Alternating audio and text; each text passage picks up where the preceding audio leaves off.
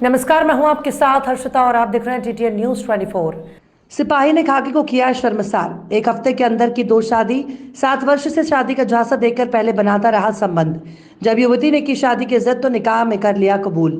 8 दिन बाद ही पत्नी से 3 तलाक देने के बाद दूसरी पत्नी से किया विवाह। अलीगढ़ में खाकी को शर्मसार करने का मामला सामने आया, जिसको लेकर पीड़ित युवती के द्वारा एसएसपी कार्यालय में मदद की गुहार लगाई। मेरी शादी 26 तारीख में शादी हुई थी अजीम खान से।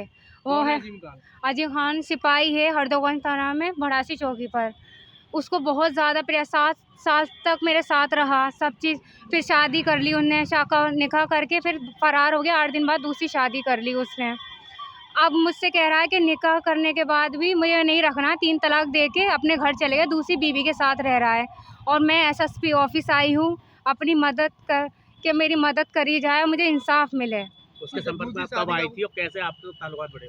मेरी फेसबुक से ही ताल्लुकात हुए थे उससे, और जब वो इखलास चौकी पर था।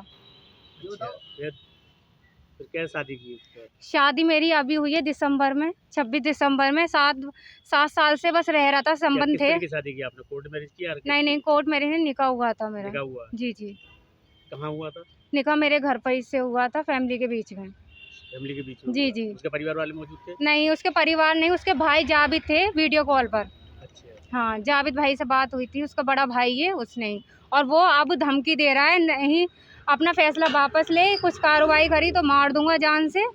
और पुलिस की ज़्यादा ही वो दे रहा है मुझे। तुम्हें कैसे पता चला उसकी दूसरी शादी हो गई? मैंने इंस्टा पर वीडियो वो लगाए थे, फोटो अपनी शादी के।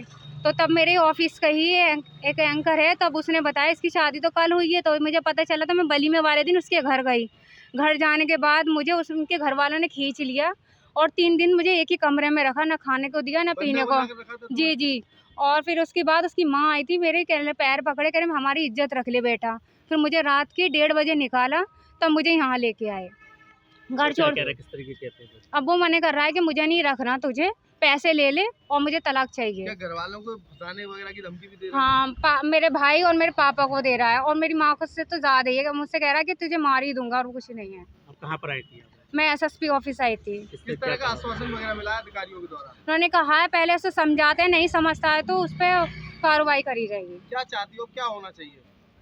मैं तो कार्रवाई होनी चाहिए। जी, मैं चाहती हूँ कार्रवाई। अभी मेरे साथ शादी करिए, पता नहीं किस से शादी करेगा ये, और कितनी लड़कियों की जिंदगी बर्बाद कर दी है इसने। क्या पहले भी कभी महिलाओं को लेकर हाँ, पहले भी हुआ था। एक हिंदू लड़की थी, उसके साथ भी रहा। कहाँ पर तैनात है ये सिपाही जो है? भड़ासी चौकी पर, हरदोगंज जिला अलीगढ़ में तैनात। जी।